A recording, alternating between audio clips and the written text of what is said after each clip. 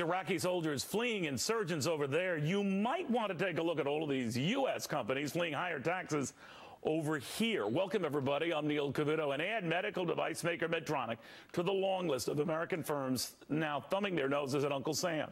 And somehow Democratic Michigan Senator Carl Levin is shocked. Shocked, he says, that this is happening. No offense, Senator, but the taxes you and your pals in Washington keep piling on are the reason why this is happening. Like I said, Medtronic is just the latest. I suspect it won't be the last. From Liberty Global to Chiquita Brands, more American companies are doing a beeline right out of here. A top corporate tax rate of 35% and a top individual rate of nearly 40% will do that. Companies get frugal, and yes, companies get crafty. Consider the fact that Medtronic is willing to shell out 45 billion smackers for rival Covidien. Not just because it likes Covidien, but it really likes where Covidien is based, in Ireland, where the corporate tax rate is closer to 12.5%. Now, you can do the math as well as I, and you can better understand the deal and why Medtronic might want to call Ireland its corporate home, and why drug giant Pfizer was willing to pay $120 billion to acquire UK-based AstraZeneca. The deal is off, but Pfizer's quest for a lower tax haven is not. Just like Walgreens, under enormous pressure to reincorporate in Switzerland once its merger with British-based drug chain Alliance Boots is complete next year. Now, politicians cry foul, but all of this is perfectly legal and I think perfectly understandable. Patriotism is one thing. Going out of business, well, that's quite another. And between higher taxes and regulations and now a costly health care law that is getting costlier by the day, is it any wonder more American companies are leaving every day? I just find it ironic that politicians who have an uncanny knack for self-survival would dare criticize a company with the same instinct. Doubly ironic that the best our politicians can do is bitch at companies for not staying, while politicians abroad are enticing those companies because they smartly figure those American firms are worth having.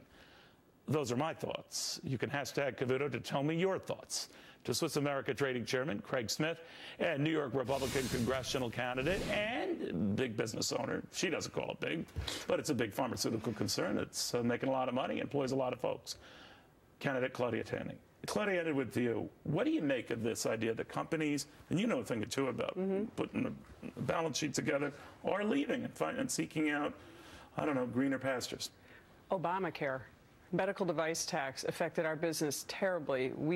Once you add the 2% medical device tax, businesses leave, and that happened to our company. We had a business that we were doing almost $1 million a year with, moved to Mexico when the medical device tax was instituted. That hurts our local business. When our local business with nearly 80 employees is affected, that affects our entire community.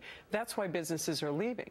You can look at what you just cited, 35%, 12% income tax against corporations. Pretty basic math That's equation. Huge. Yeah. We have Microsoft, Apple, huge companies, American companies that have cash reserves overseas because they don't want to pay this huge freight when they come over here.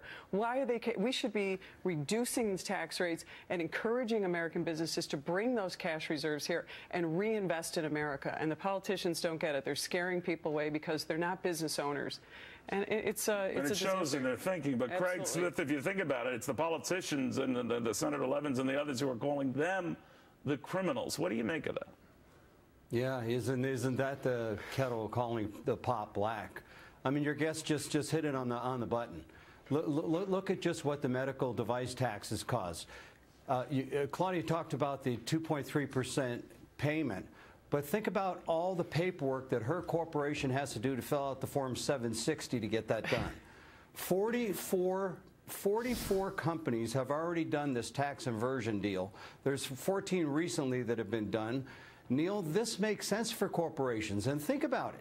In order for Medtronic to get their tax payment down to 18.4% last year, they had to leave $20 billion worth of unremitted earnings overseas. Now they're going to be able to access those funds and be able to use it for...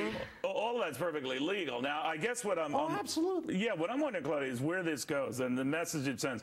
Because not just to those who make a deal so that they can take advantage of this, but those who have foreign operations already say, you know, we're in Ireland, we're in all of these places, we might as well make that our domicile. We might as well make that our home base.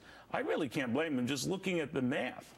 Yeah, why would you want to come back here? Why our business? Where can we go? We're small enough that we're not going to be able to basically leave. We could leave New York State, you know, a state that's lodged 50th in business friendliness, 50th, meaning we have the highest tax burdens. Our family, we love New York. Our employees are fantastic, and right now, you know, we consider, you know, we always consider leaving. Costing you through the nose, doing absolutely. And you know what they're doing now? I have Remington Arms in my district right now, and Remington Arms is already moving some of their jobs down to Alabama. Why? Because not only the New York SAFE Act, but also because New York is an unfriendly place to do business, in spite of all that you hear from our governor talking about how great it is to do business in New York. Well, there is that. You know, but Craig, what would it take to stop this exodus? Because it's picked up pace, and it's more than just a tax thing. It's the regulation thing.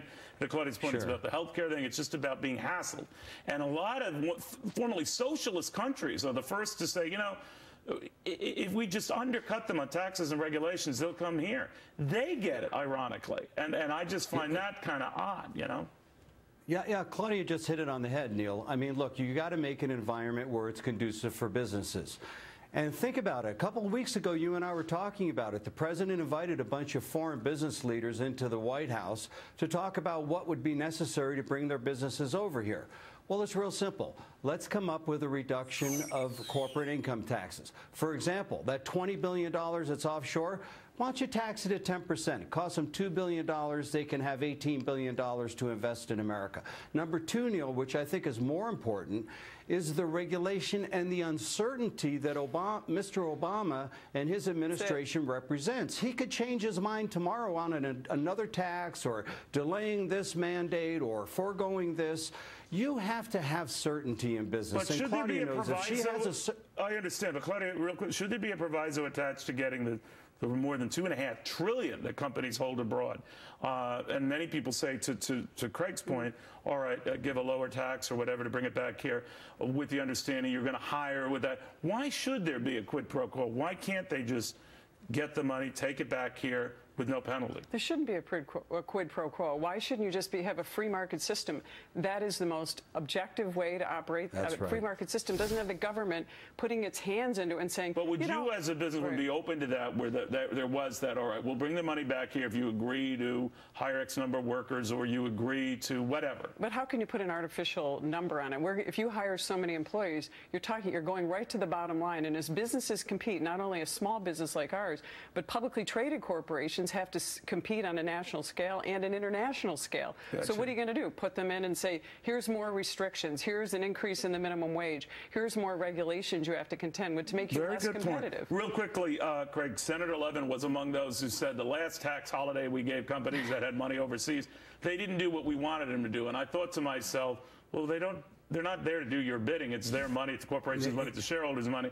But in other words, there is a shock when companies might repatriate those funds back in the United States. If it's $2.5 trillion for whatever purpose, what do you think the effect would be on the economy? It all came back here. Oh, it would be very positive, Neil. You and I both know formulation of capital is the essence of the American free market system. And what's amazing is CBO did a little report. This nonsense that they're doing in Washington costs them about $18.5 billion a year, Neil.